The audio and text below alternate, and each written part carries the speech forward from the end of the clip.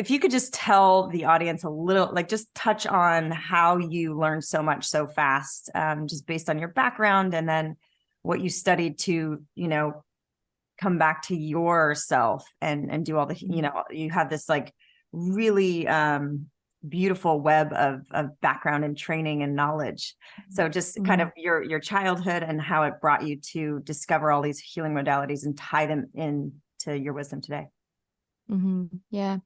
Yeah. When I was really little, my mom was struggling a lot with mental illness and with addiction. So I essentially became the mother from the time that I was 2 onward. And we had that dynamic running through our entire history. And I was in and out of foster homes. By 12, had been, using drugs. My curfew when I was 12 was 5 a.m. And my allowance was a pack of cigarettes and a 2-liter bottle of Growers apple cider. So I really, I experienced the darkness of aloneness and of dysfunction and lineage toxicity very early. And by the time I was 16, I had moved out onto my own. I had left the system because I was what they call ward of the government. And I decided I was done being in that system. And I eventually found myself in an abusive relationship that was really, really, really challenging.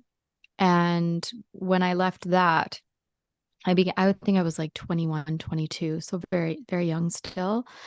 And I started having a little mini spiritual awakening, but not to the point where I was able to really see the depths of my own pain or see the depths of my own dysfunction, but really just where I was starting to feel this deep connection to spirit reopening for me.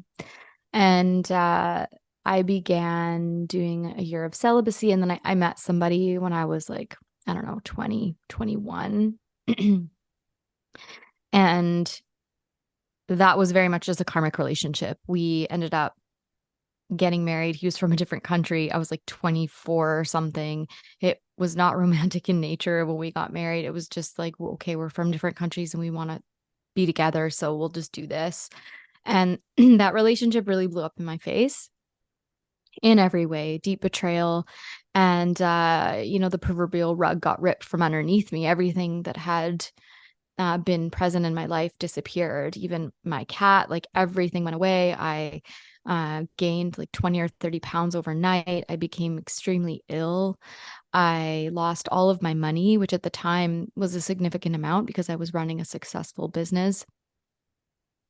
And it was a wake up moment for me then in my mid 20s where I had this flash of my traumas come back to me in a moment where I was feeling really abandoned.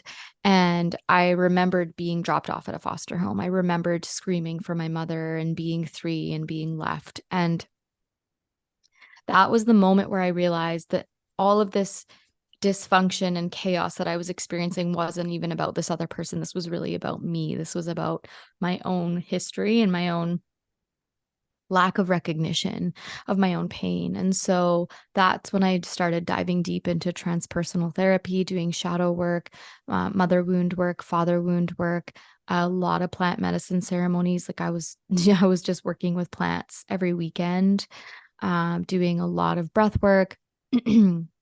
And then I just kind of I went into the deep end with that for a while, and I just focused all of my energy.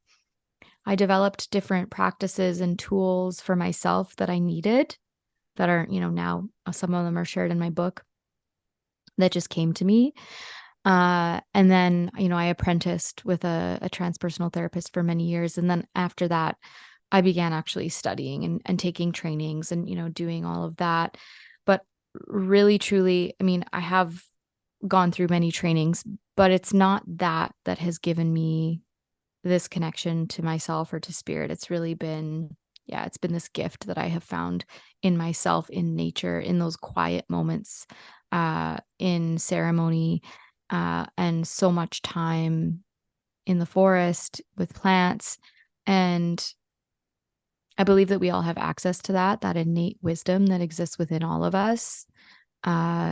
Many of us have gifts that are untapped. Many of us have connections to spirit that we have learned to deny or suppress or ignore because it seems crazy to say, yeah, I'm psychic, or I'm clairvoyant, or I talk to plants, or I talk to trees, or whatever it is. And the reality is that most women that I meet have that innate spiritual power within themselves that they've learned to shun. And so I really credit a lot of my growth and my healing and my learning from those deep moments with myself. And I don't think any training can give us that. And I don't think that it makes me special either. Really, we all have this. And so that's a part of my work, is just really wanting to reconnect others to that, to their gifts, to just remind them, that their art is important, that their gifts are alive within them. Oh, that is so, I'm like getting emotional. It's weird as you talk about it because, Mm. You talk about how healing is really not fixing something that's broken or getting rid of a pattern that doesn't serve us. It's really about accepting and integrating all of our parts, which is shadow work or, inner child work. But as you were just talking about, like reconnecting to yourself and really through nature and then reconnecting through spirit as well, that's been like my journey. Is part of that accepting of myself is realizing that we are little pieces of divinity that have this illusion of separation from spirit. And whether it's plant medicine ceremony or, deep spiritual meditation, intense week of meditation and that connection, or like you said, being out in nature. I spent so much time in nature as a child and I haven't had that, so just like you, it's just so validating that it's such a necessary part of healing is coming back. Mm-hmm. And we do so much of us abandon ourselves because we think we need to do something or be something in order to keep our, to get the affection, love, and attention from our caretakers as children. So can you talk a little bit about, I've heard these, I haven't taken the full, PhD in psychology to really understand, but it resonated so deeply, these abandonment wounds, attachment styles, and mother-father wound. Can you just give us an overview, kind of how those drive our behaviors into adulthood if we don't kind of look at them and feel them? Yeah. And I don't have a PhD in psychology either, just so you know. I feel like you do. I have a PhD in life experience when it comes to the abandonment wound. And I think, many of us have that wound and we don't realize it or we don't validate it within ourselves. And for many of us, it can look different. It can look very different depending on who we are. But ultimately, the wound is, I want love. I want safety. I want security. I want to be seen, heard, and valued as a human being. And that's not there for me. I'm getting dropped somewhere, or I'll always get dropped, or people always leave, or there's something wrong with me. There's something about me that makes me not lovable. I have to work to be loved. I have to earn my love. And that is something that so many humans on this planet are experiencing and acting out through power games and domination and control and bullying.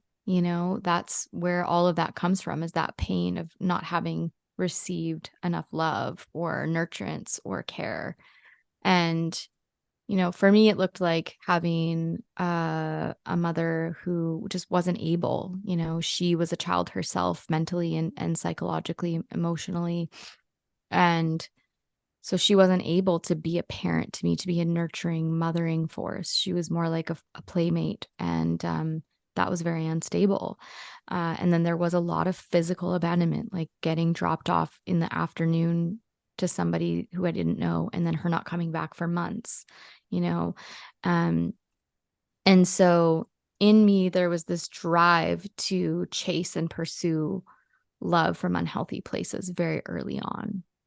And what that looks like for so many of us is the same as this pursuing of love, this chasing unavailable love, or this program in our nervous systems that says, "Ooh, this person's unavailable," or this person says they don't want to be with me, then I'm gonna get excited by that, and I'm actually gonna work harder because I'm gonna try to convince them to change, because if I can do that, then it means that I'm lovable or that I'm worthy. And this abandonment wound can drive so many of our anxiety patterns, right?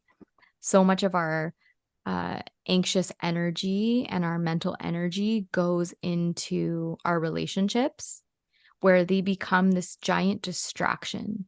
And relationships aren't meant to be a distraction. They're meant to actually be a safe container to give us more energy to be of service in the world. That's the highest form. But at the lowest form, it's sucking us down into this distraction vortex where we're just completely obsessed and immersed with the relationship drama that we're in, because it's all consuming and it's triggering these old wounds. And so, you know, if you had an emotionally unavailable parent, if you had a parent who struggled with addiction, if you later in your teen years or in your early adulthood were with a partner who was really unavailable to you, or who betrayed you, or who cheated, or who ghosted, or who passed away, all of these things can actually lead to an abandonment wound as well.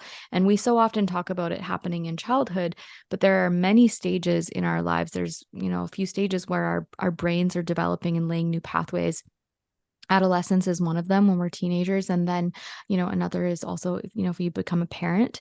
And so there are these checkpoints along the way where we can become emotionally injured.